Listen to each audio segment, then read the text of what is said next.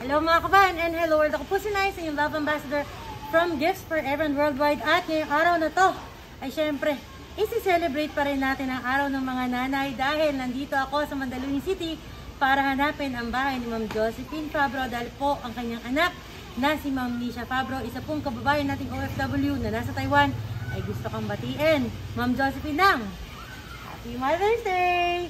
Kaya naman po, huli man daw at magaling, ang importante, maipararating at maihahatid namin ang pagmamahal ni Ma'am Nisha to celebrate your special day, Ma'am Josephine. Ano ba yung mga dala namin regalo? Eto na nga.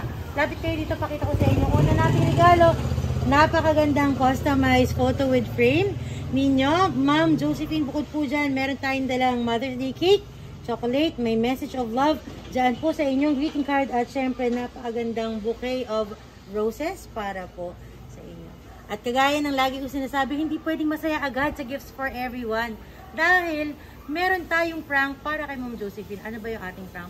Nalaman namin na ito pala si Ma'am Josephine ay mahilig manood ng live selling. Pagmamine-mine, tapos pagdating ng bayaran, magbabago ng isip kasi parang nabigla lang kung bakit napamine. Kaya magka-cancel. Kaya ang prank namin ngayon, ako ay isa sa mga binilan mo na nag-online sale at kinanselan mo. Kaya ipapabarangay kita.